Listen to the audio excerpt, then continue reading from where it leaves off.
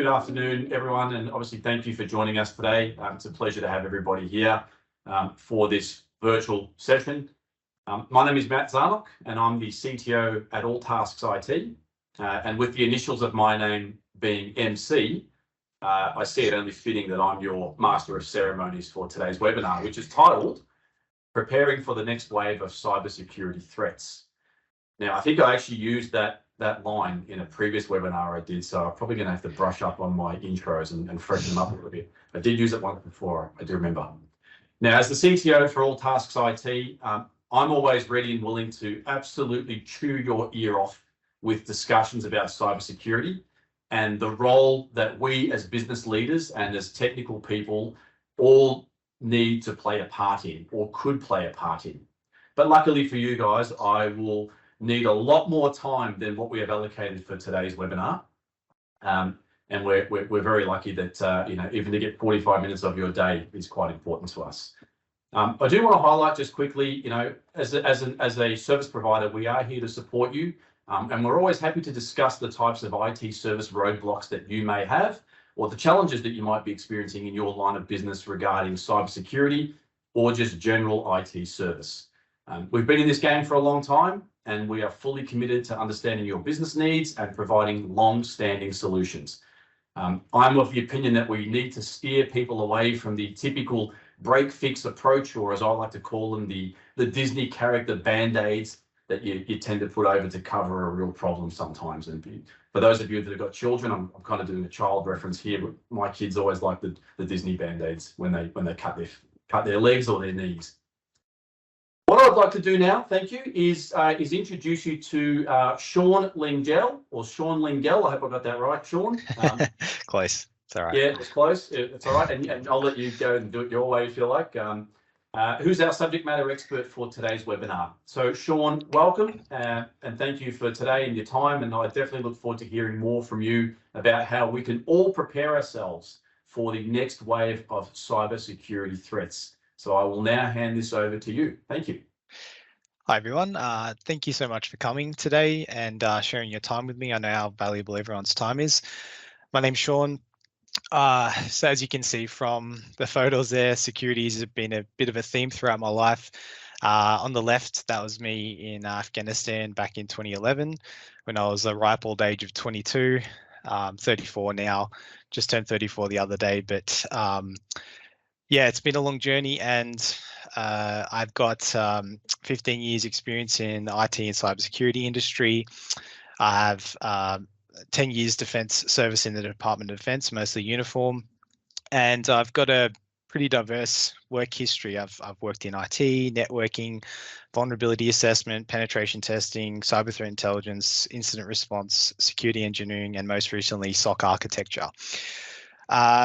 I'm passionate about security, which is why I built the Simply SecOps brand, and primarily I want to help organizations get on top of security and stay ahead of the bad guys, because at the end of the day, they are constantly evolving their techniques. They're getting better and better at what they do. They're getting more efficient, and we really need to work hard to stay ahead of that threat.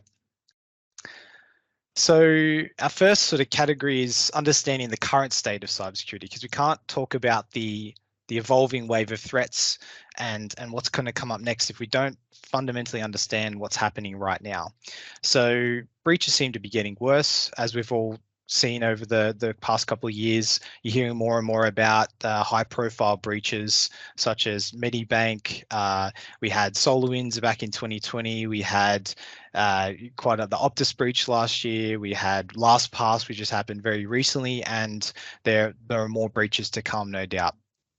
The real reason is that most organizations are in fact soft targets for hackers. We don't necessarily see it that way because we find it hard quite a lot of the time to access our own systems. However, what is happening is that we have a hard exterior, we see it quite a lot. A lot of organizations invest into that first line of defense quite heavily.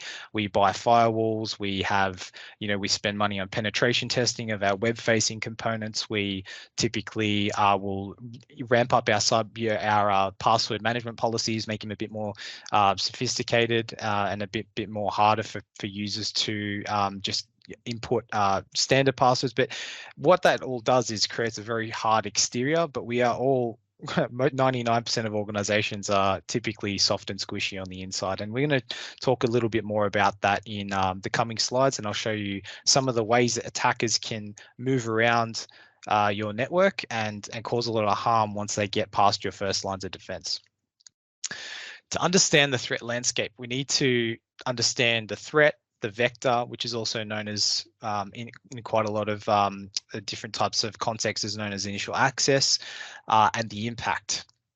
So our threats are medium tier actors, low tier actors, high tier actors, and we have a little bit of a wild card being malicious insiders, which typically operate across the three, medium, low, and high tier. They can be your malicious insiders can be on that medium scale, and they can also be on that lower and higher scale. I put medium at the top because, in my opinion, these are the types of actors that are causing the most harm throughout the world these days. They're financially motivated, and they are getting more and more capable. They're recruiting more and more people. They're training them up. And also there's a big ecosystem in the dark web space of resellers, people selling malware, people selling malware, kind of like software as a service for malware, and quite often a lot of the sophisticated players are sort of staying away from the actual data itself. And so we have low tier and high tier actors. Now, if low tier actors are definitely not a huge concern, but however, if your security is very bad, unfortunately, you're probably going to end up a victim of a low tier actor as well as medium tier as well. High tier actors, they're typically more government backed, but their targets would be big tech, MSPs to government, defense contractors, government departments, and VIPs. So most people don't typically need to worry about those high tier actors. Most organizations are going to be targeted by the medium tier, and typically speaking, if you are a target of high tier actors, your security budget needs to be quite large, because the detection and prevention capabilities that you need to have in place to thwart those high tier actors are going to be significant. Moving on to the vector, otherwise known as initial access, but as we can see here, some of these vectors can be used for initial access, but also for attacks that occur after that initial access. So I'd like to call out unpatched vulnerability as an example. You can have an unpatched vulnerability on your public-facing infrastructure, but you can also have an unpatched vulnerability internally. So on one of your workstations, you may have an unpatched SMB vulnerability from, say, 3-4 years ago because you're not performing patching, or you've chosen not to apply a particular patch. But you can also have unpatched vulnerabilities on your server side. So a couple of years ago, we had some RDP vulnerabilities known as Bluekeep, and we also saw that those servers quite often are not getting patched. We're seeing servers being delayed with patching because going back to the idea that we have a nice hard exterior, so everything on the inside doesn't need to have the same level of security applied as to what our outside does. But in fact, that's not the case, because we know that hackers are getting in, and once they get in, we're soft and squishy on the inside. And if we have unpatched vulnerabilities, then the hackers can leverage that to move around your network quite easily and escalate privileges and gain persistence. And we'll talk a little bit more about that in the next slide. But between vector and impact, there's a lot that happens. Between the initial access and the impact, there's a lot that happens, and we'll talk a little bit about that. We'll touch on there's hundreds of attacks that can take place, but we'll touch on the impacts for now and what they are. So essentially, the impact is financial loss, business disruption, or reputational damage. That's really what we're trying to measure our impacts against. So they can be through a number of means: data theft, customer compromise, ransomware. Customer compromise I want to talk about because you've probably heard you've probably heard a lot about data theft, ransomware, data destruction, denial of service. But customer compromise is an interesting one because it's one that typically gets neglected as an impact. Now, let's say you're a custodian, you're a managed service provider, or you provide a service. You may be an accountant or a law firm, or an IT service provider such as alltasksIT. But you have access into a great degree of access into your customer environments. If you are the victim of a breach, your customers can be at risk. So the fact that your customers could be compromised or may get compromised from your environment being taken control of by adversaries is also an impact that can cause financial loss or and especially reputational damage. Moving on to the next slide, we have a common attack example. Now, this is not an exhaustive list of attacks. This is just one scenario, but I want to highlight that really it's not a matter of if these days, but when your initial access, when the attacker is going to breach your outer perimeter and get initial access. So we need to take, it's what we call in the security industry as an assumed breach. We need to take the stance that we should assume that at some point in time, a device or a set of credentials is going to be compromised. And therefore we need to have measures in place to slow down the attacks, detect them when they are happening. And so I want to talk about and to give a bit of education as to how some of these attacks take place. So in this instance, the attacker signs in via remote desktop services using stolen credentials. They can get those stolen credentials from quite a lot of places. Then on that machine, let's say the user device is a remote desktop service for this example, but it could be the actual device, and it could be done through phishing, spear phishing, supply chain compromise, misconfigurations, or unpatched vulnerabilities. Quite a lot of ways that the attackers can get initial access. And the discovery phase is using local system enumeration to discover useful information. Now, sometimes this can take quite a while, but sometimes they can find a piece of information that helps them move laterally or gain local privilege escalation quite quickly. And so these are some ways that they can do discovery on the machine, and then therefore we move on to, okay, let's say for this example that the attacker found a script containing some credentials, some local admin credentials for that machine. Well, in a lot of environments, in my experience, local admin credentials can be the same across all of your devices, or they might be a slight or a naming convention, say company ABC, and then at the end of the credential it might be something like the device serial number, for example. That's very easy for an attacker to see straight off the bat, because they'll be able to pull up the serial number of the device when they're on it, and they'll be able to look at the convention and then just easily move to other machines once they've obtained that naming convention. So lateral movement, they move to other devices. Let's say in this example, they move to an IT admin device or a server or a developer's machine using TeamViewer or remote desktop. They use those stolen local admin credentials to move onto that device, gain access to it.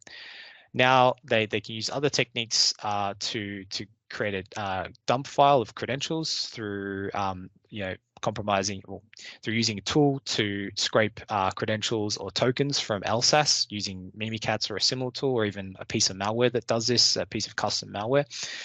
Then the attacker is likely to find domain admin credentials. Now, in a typical Windows AD environment, the domain admin credentials are quite often used on an IT admin device. So we would see that, in this attack, that's very commonplace for those to be accessible to be stolen by an attacker from this phase.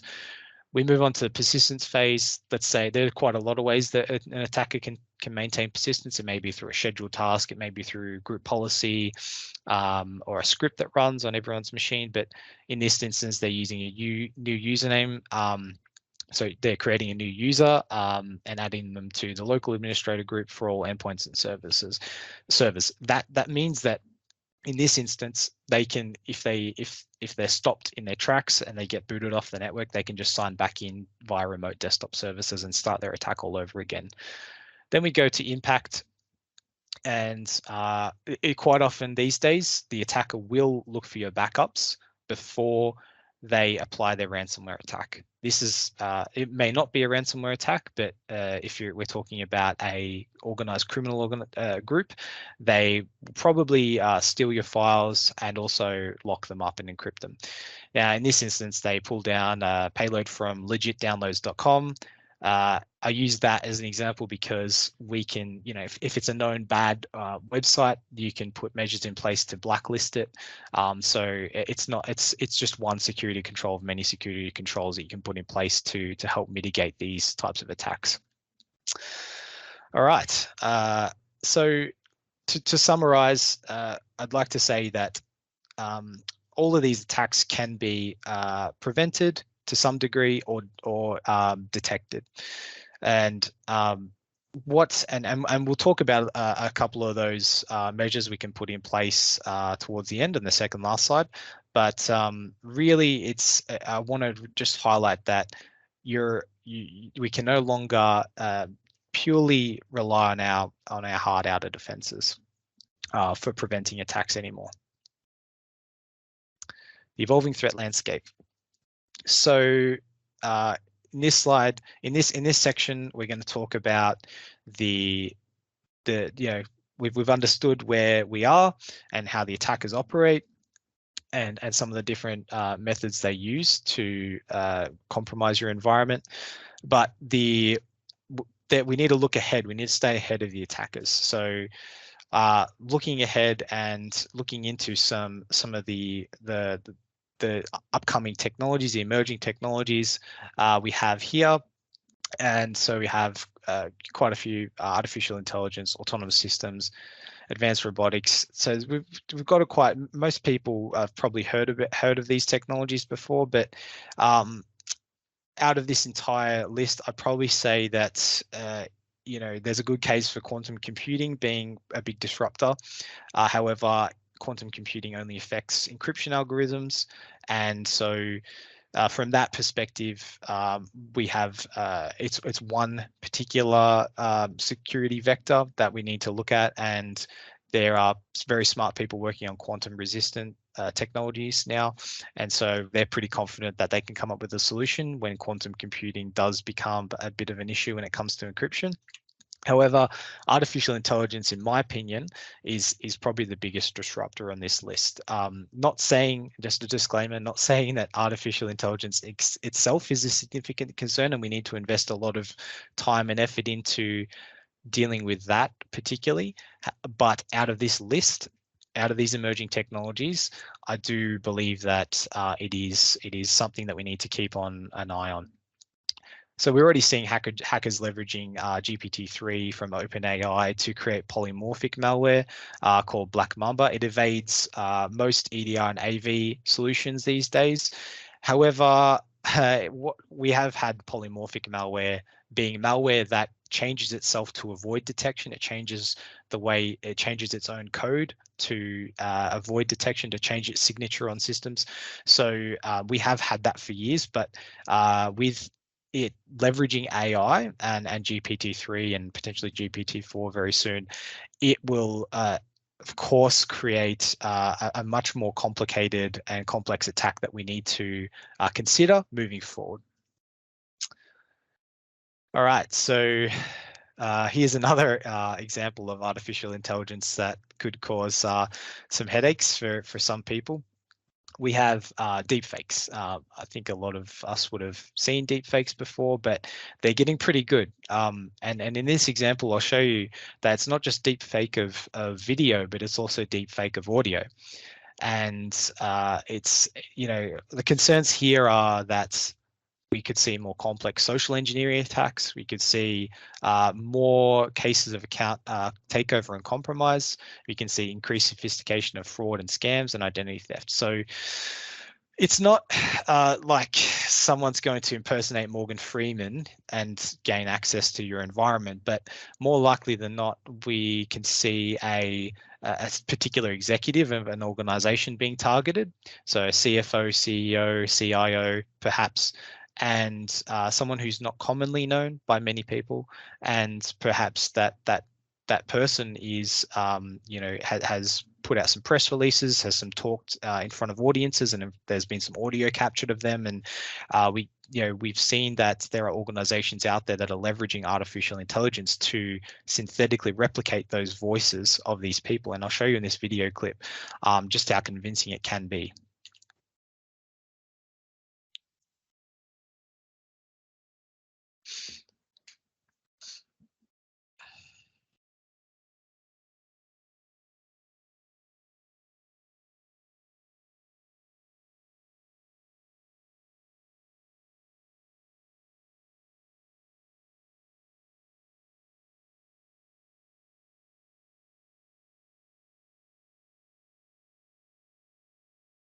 Sean, as part of your screen share, you may need to enable the function to include audio. Okay. Yeah, just as you add the screen share, when you perform the screen share, there's an option there to include the audio as well. No problem. I will. I'll in fact share a link to everyone on that, just in case that didn't come through, so that people can watch it themselves. And I'll put it in the chat now.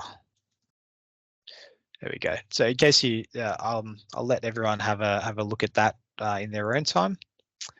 And seeing as that didn't come through quite well, apologies for that. So yeah, as we can see it from the visual, we can see how convincing it is. But when you watch that yourselves in your own time, you only need 30 seconds to get an idea of how convincing it is. But we can see that the voice is quite convincing, and perhaps someone, perhaps an IT admin on the other end, will just hear the voice and know that, oh, that's that person that I deal with from time to time.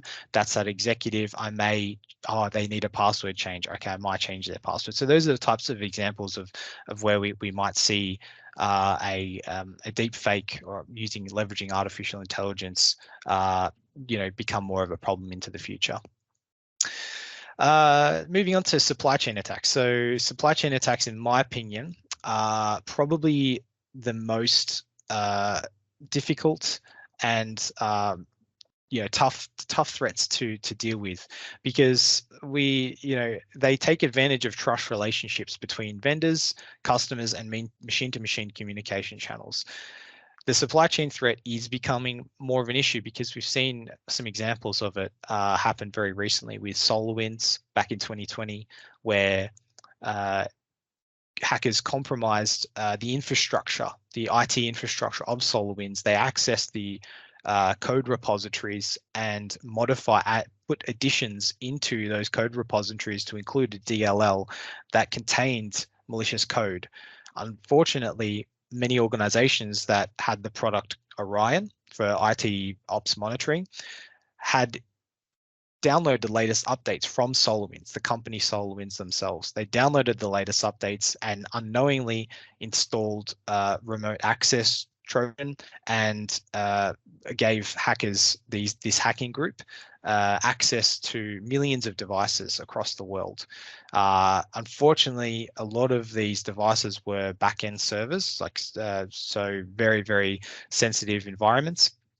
And it means that this group obtained access to potentially quite a lot of data, and they could have done quite a lot of damage.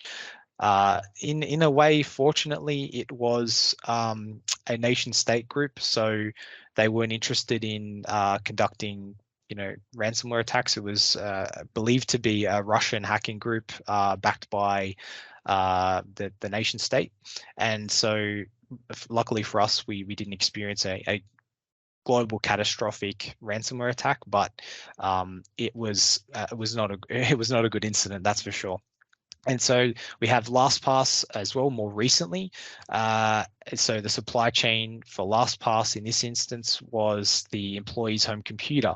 It shouldn't be, because for an organization like LastPass, they should have many security controls in place to prevent security prevention mechanisms and detection methods to detect when and prevent an attempt for an employee's home computer, their personal computer, from accessing such sensitive information. Considering the profile of LastPass, they would have all sorts of adversaries coming after them just because they have credentials for many organizations across the world. So they're a treasure trove to hackers. Yeah, so that employee's computer was compromised, and they stored password databases on their computer, unfortunately. So some more examples of supply chains are third-party access and management, for example, IT managed service providers. So if you have an IT managed service provider currently, they are potentially a big risk to your organization because they have a great deal of access to your data and your key systems. So if your IT service provider gets compromised, then it is it is more likely than not that you could fall victim as part of that attack, because purely they just have a great deal of access to your systems. So another like vendor supplied scripts. So if you have a piece of software and the vendor supplies you a script and it's not being vetted, that could be a method for supply chain attacks to be leveraged to deploy malware across your environment. Remotely controlled agents, similar to SolarWinds Orion, but any antivirus agents, any EDR agents, anything like that has a significant deal of access to your systems. Unvetted employees and contractors and hardware providers. So there's a few avenues of attack when it comes to supply chain, but it is, in my opinion, becoming a growing concern. And I'd like to say that ransomware and data theft aren't going anywhere anytime soon.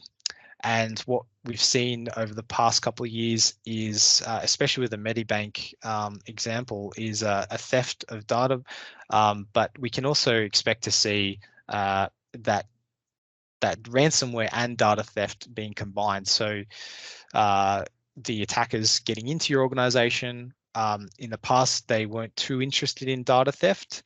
In the early days of ransomware, they saw it as more profitable just to spend time, encrypting every machine within your organization and then holding you to ransom for those to get your data back and to get your access back. But we're seeing more and more that they will do a double whammy. They'll steal your data.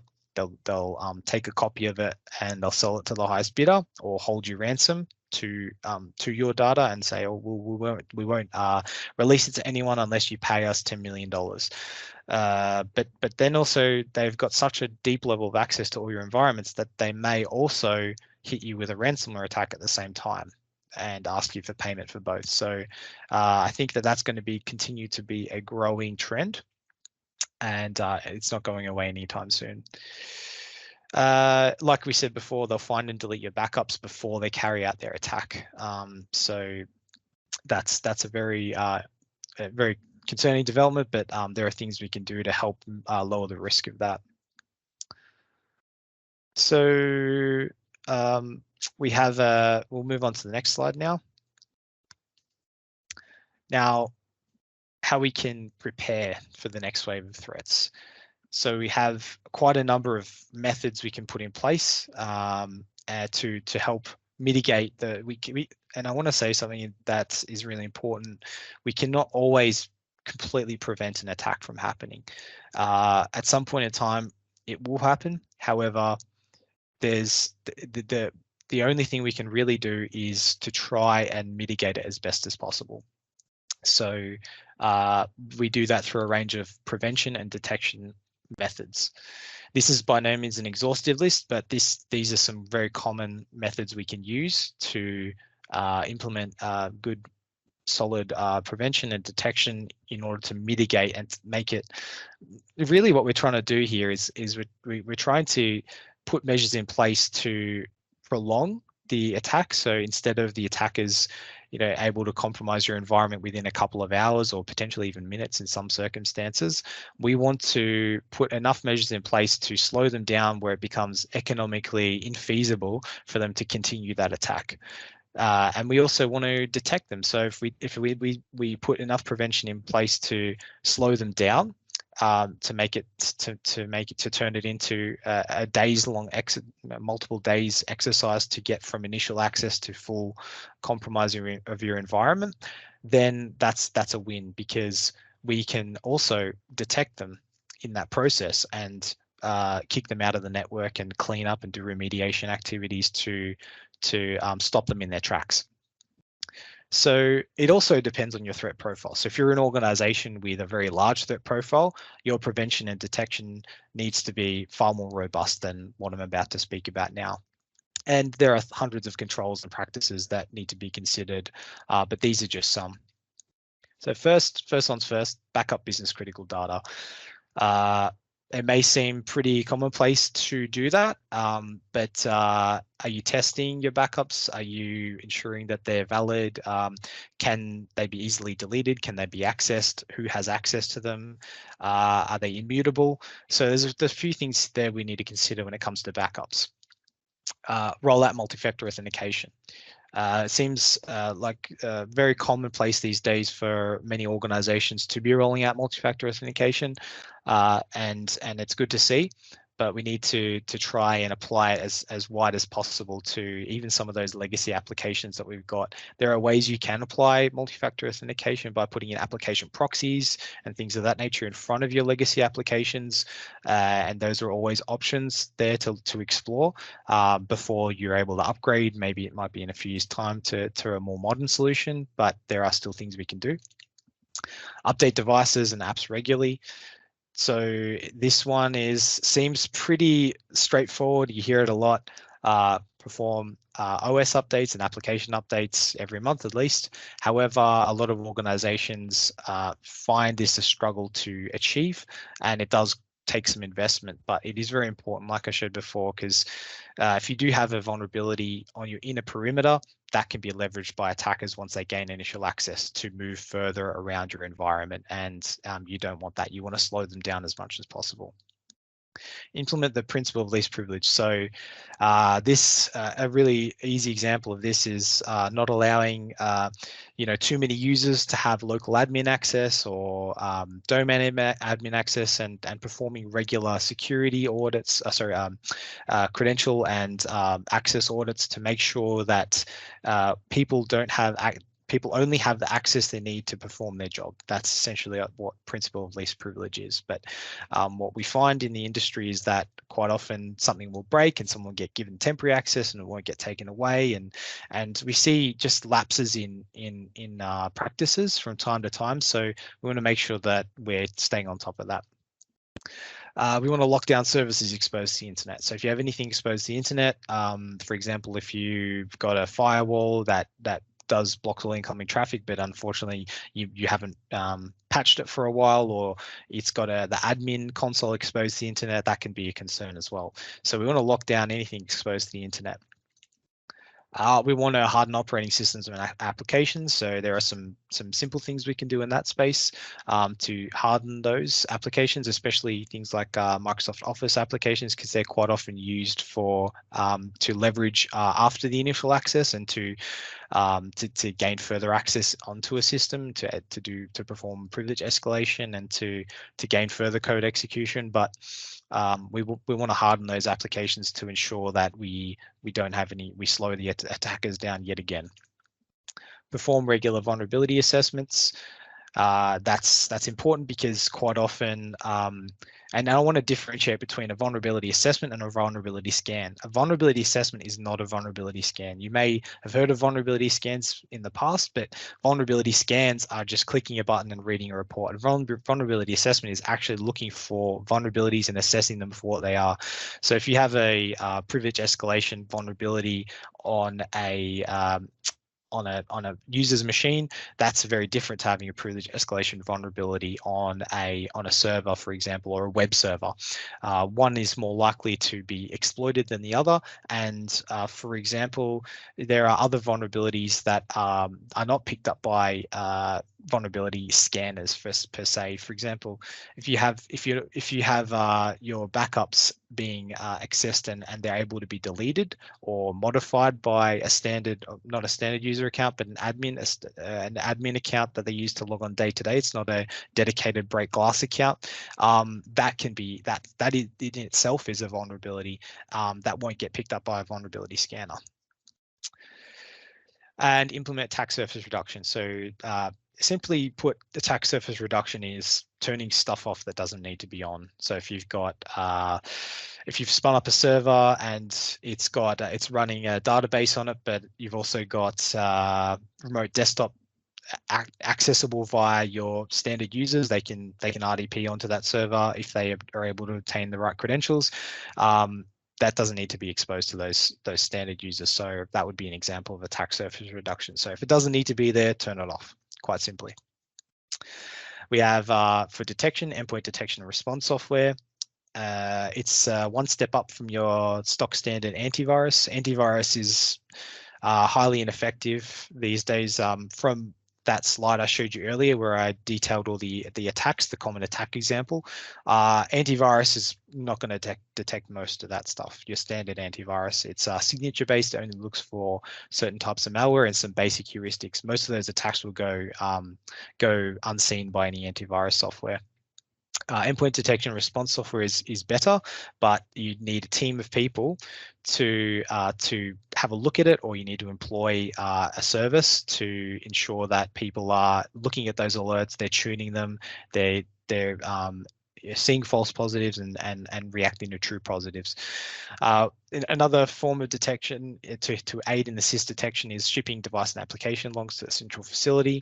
A lot of organizations tend to not do this. So if an attack happens and you're not shipping your logs, you don't have any evidence to show what happened. Because the attackers will 9 times out of 10 they'll delete the logs once they've carried out their attack, or they'll have a script that automatically runs as part of their malware kit to automatically delete logs. So it's really important to have those logs deleted, so you can have those logs shipped to a central facility, so you can have a record of what happened on those systems or applications and piece together a picture of the attack, and then figure out ways to prevent it from happening again or stop it in its tracks if it is still ongoing.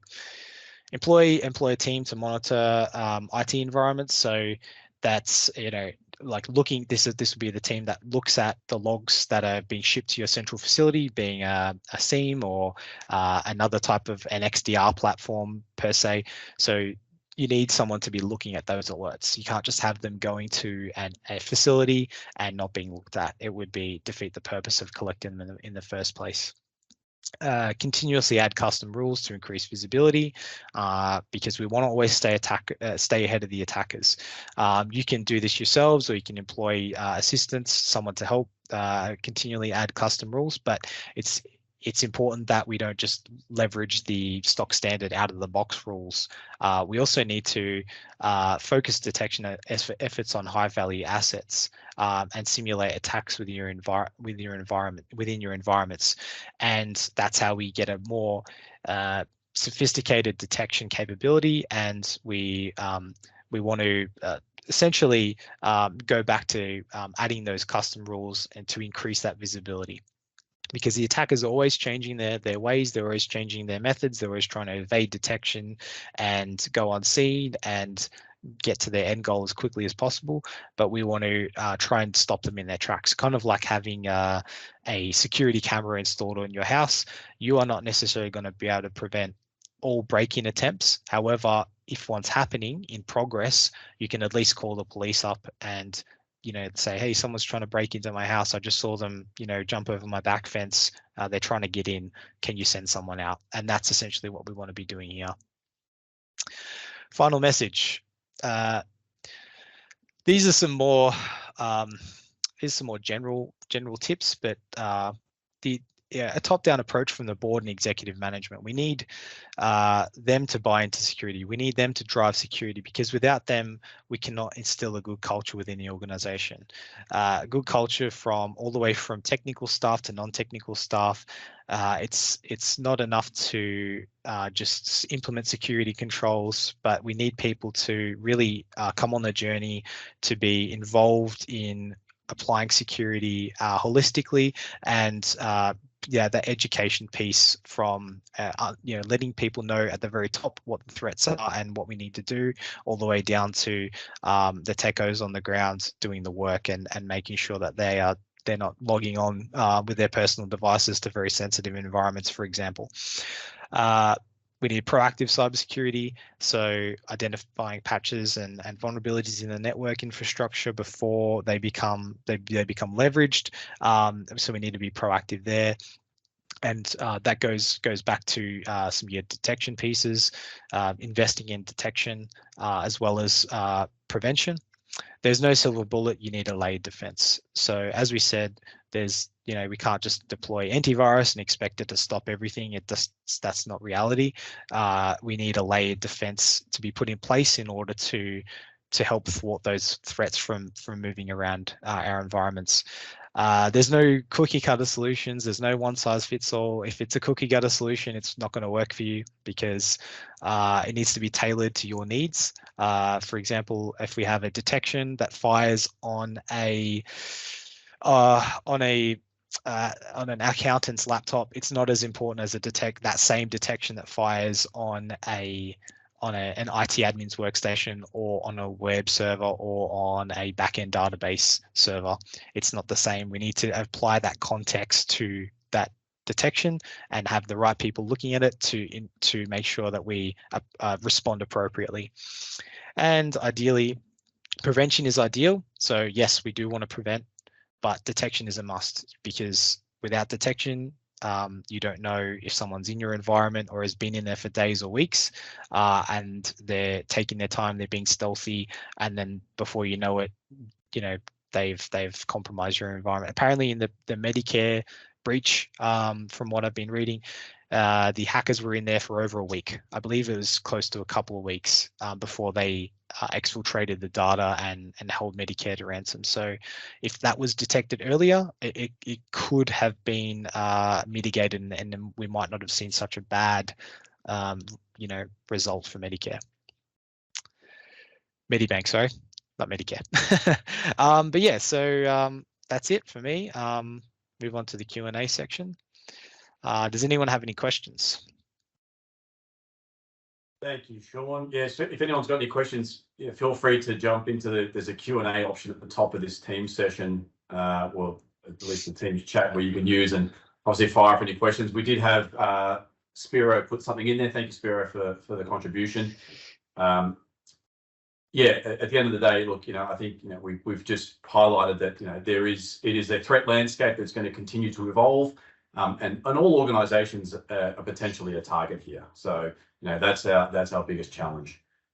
Sean, once again, thank you for a great session. I think you have made it quite clear to everybody here just how important cybersecurity is now, a serious topic in any business, and I think it helps identify the types of roles that we can all play in preparing ourselves for the next wave of cybersecurity threats. I think most of the participants in today's session, fingers crossed, hopefully, all feel that their cybersecurity awareness has just increased that little bit. And that given that cybersecurity is at the forefront of our minds at alltasksIT, we have internally developed a simplified framework to assist and support your IT journey with us. And this will help you minimize your cyber risk in today's IT world and the evolving threat landscape. And we're actually calling this the All Tasks Essentials. I'll just quickly bring that up for a two-minute discussion on. Hopefully my screen is shared and most can see it. Guys, our framework here is designed to highlight the key strategies that we work with you on, with the overall goal of maturing your IT environment and drawing parallels with the Australian Cybersecurity Centre's Essential 8 framework. Plus, it also is designed to aid in educating your organisation about how your IT environment can play its part in supporting your overall cybersecurity plans and strategies. Folks, that ends today's webinar. Thank you again for your time. I know we're pretty much right on time, so I do want to let you get back to your day, but thank you, Sean, for your time today. Thank you for everybody who was involved in getting this organized, and thank you to all the participants who made it today. Please feel free to reach out to us if you'd like to have further discussions. And remember, guys, we're always here to help. Please ask the question. We want to educate. We want to make you aware. We want to help where we can. Guys, thank you very much. Have a great afternoon, and thank you. See you later. Thanks, everyone.